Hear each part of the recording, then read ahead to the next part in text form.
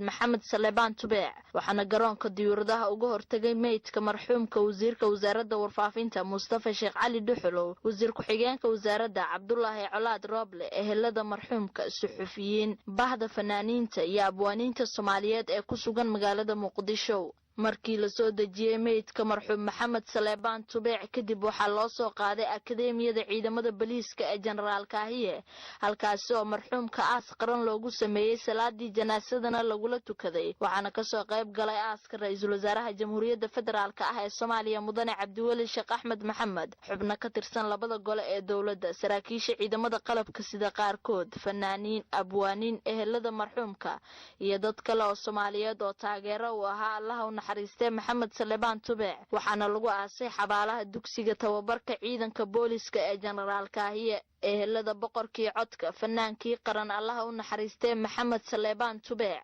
oo mikrofoonka warbaahinta qaranka aan la dhex qaadnay ayaa dawladda federaalka ah ee Soomaaliya kaga mahad celiyay kaalinta ay ka qaadatay aaska qaran ee loo sameeyay marxuumka waa kuwan caa'ilada Maxamed Saleebaan Tubeec oo ay ugu horeyso hooyadiis qaranka maanta alxamdulillah rabbil caalamiin ayagoo aasayaan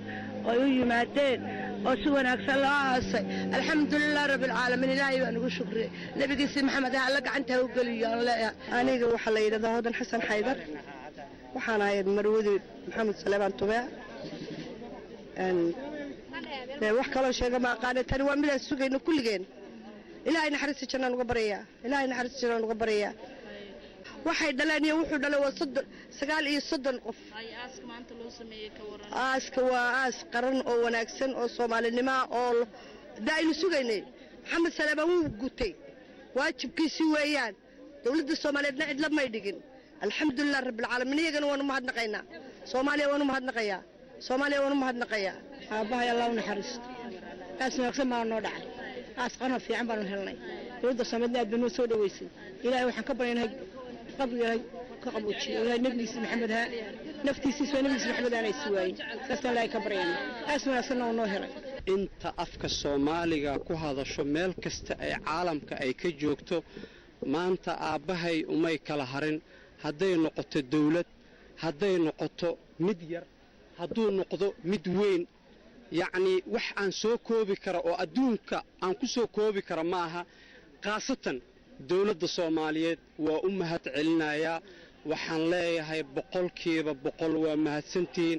sida maanta wanaagsan ee aabahay u aasteen halkaasaana ilaahay u qadaray ilaahay baa keenay halkaas cidna ma keenin sidoo u soo socday ilaahay baa keenay wasiirka wasaaradda warfaafinta xukuumadda Soomaaliya Mustafa Sheekh Cali Duxulow oo kamid ahaa mas'uuliyiintii lahayd fikirka ah in magaalada Muqdisho lagu aaso marxuum Maxamed Saleebaan Tubeec ayaa ugu horeyn ehelada marxuumka waxa uu diray tacsi inna lillahi wa inna ilayhi raaji'uun ilaahu naxariisto Maxamed Saleebaan Tubeec dadka Soomaaliyeed meel bay joogaan oo ka dhintay si gaar waxaan ugu tacsiinay eheladiisa iyo qaraabadiisa runtii oo qaar kamid ah ay ka yimideen Germany iyagoo la socdo maanta qaar kamid ah runtii ay ka yimaadeen Soomaaliland shalayto marka aad runtii aan arintan uga shaqeynay wasaaradda warfaafinta kaalinteeda ay gudatay madaxda qarankan waa wargelinay ra'iisul wasaaraha iyo xukuumadda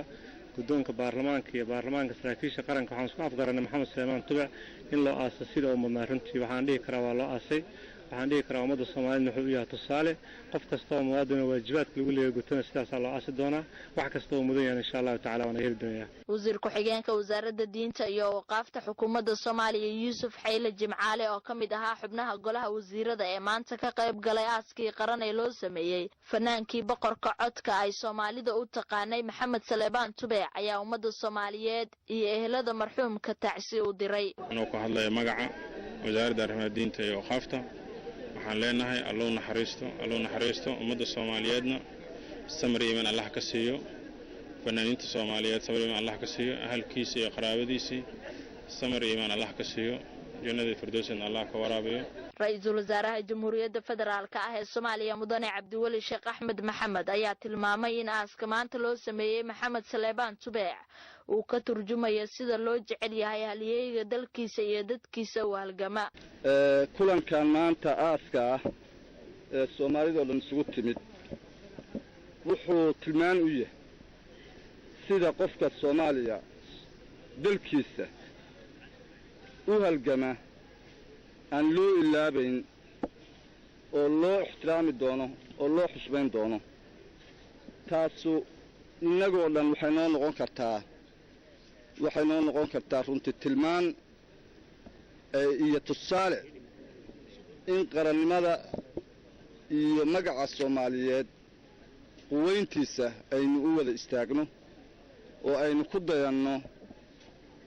Maxamed Suleymaan oo runtii magac weyn Soomaaliya ku leh magaciisuna sii jiri doona haddii alla idmo waxaan horgeyn doonaa golaha wasiirada degdeg shirkiisa ugu horeeya maamuuskii loo samayn lahaa Maxamed Suleymaan go'aanka ka soo baxana waa ummadda Soomaaliyeed way maqli doontaa haddii alla idmo qaar ka mid ah fanaaniinta iyo abwaaniinta Soomaaliyeed oo ay wada shaqeeyeen Allah u naxariistay Maxamed Suleymaan Tubeec maantana ka qayb galay aaska loo sameeyay ayaa dawladda federaalka ah ee Soomaaliya waxay kaga mahad celiyeen kaalinta weyn oo ay ka qaadatay in magaalada Muqdisho lagu aasay isla markaana aas qaran loo sameeyay marxuum Maxamed Suleymaan Tubeec inna lillahi wa inna ilayhi raaji'uun hadda waxaan joognaa qabrigii Maxamed Suleymaan Allah u nuuriyo ilaahay malaa'ik ku suwayso oo jecel ha u qadaro oo soo dhawaysa nin walba halka lagu duugayo ilaahay baa u qadaray maxamed ingeedaha dhirta hoostooda lagu duugo ilaahay baa u qoray nin ayaan badan weeye sidaan hore u sheegnay nin dambi yar buu ahaa Soomaaliya ilaahay naxariistii jannaha ka waraabiyo maxamed waxaa nin qiimo badan sida aad aragtay ee loogu aqoonsaday boqorka codka haddii aanu dabaacadiya ku darsanin aamusnaan looma aqoonsadeen bini'aadmi ka qiimo badnaa oo maanta nool ma jiro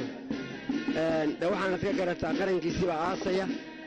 ilaa waxaa laga soo qaaday jarmal wataadii aad aragta qiimuhu lahaa waxaad ka garanaysaa sida loo aasay ee quruxda badan wad lama celinayo wada joog baynu nahay naxdina joog bayna waa adduunya waa laga dheelman sharaf buu adduunyada kaga dheelmaday Allah u naxariistay marxuum Maxamed Suleymaan Tubeec waxa uu dhashay qiyaastii sanadka markuu ahaa 1946 waxaanu ku dhashay magaalada Berbera isagoo waxbarashadiisa ku qaatay magaalada Hargeysa isla markaana taariikhdiisii fanayd ka bilaabay isla magaaladaasi Hargeysa marxuum Tubeec ayaa muddadii fanka ku jiray waxa uu qaaday heeso aad u badan oo isugu jira wadani jacayl guubaabin dhiirigelin ammaan duco wacyigelin iyo wax u sheeg isagoo si gaar ah ugu caan baxay heesaha wadaniga ah waxa uuna 11kii bishan ku geeriyooday isbitaal ku yaala dalka Jarmalka kaasoo in muddo ah uu ku xanuunsanayay marxuum Maxamed Suleymaan Tubeec ayaa ifka waxa uu kaga tagay 7 caruur ah oo kala ah 4 wiil iyo 3 gabdhood inna lillahi wa inna ilayhi raaji'uun